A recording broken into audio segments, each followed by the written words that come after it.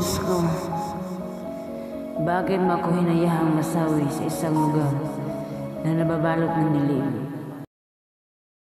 Hoy, alam niyo ba? Patay na si Kapitan Tiago. Talaga?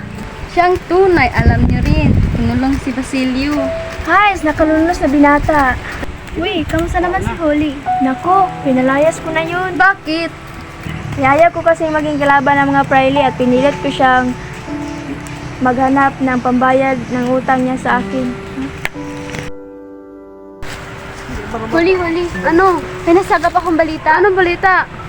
Si Basilio nakulong. Ano? Hindi. Uy, Holly! Ano nang gagawin ko?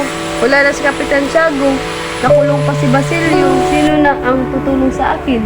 Paano kaya kung mahingi tayo ng tulong sa mga kulali? Hola, senyor! Buenos dias, mga dalagita. Ano ang maaari ko magawa para sa inyo? Maaari mo ba kami matulungan? Ito ay tungkol kay Basilio. Nakulong po siya sa Maynila. Sa Maynila? Nako, hindi ko kayo matutulungan dyan. Dahil hindi ko sakop ang Maynila. Pwede kayo humingi ng tulong kay Padre Camura.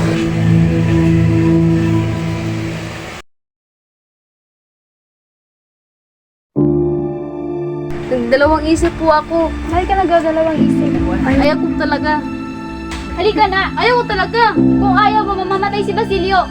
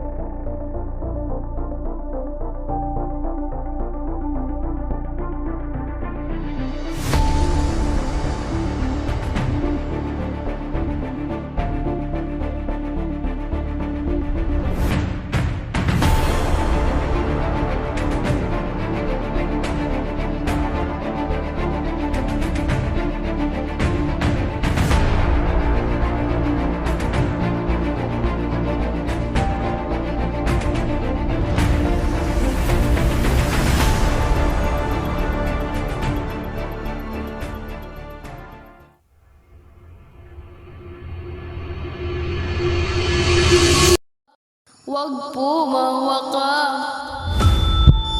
Ano nangyari sa akin?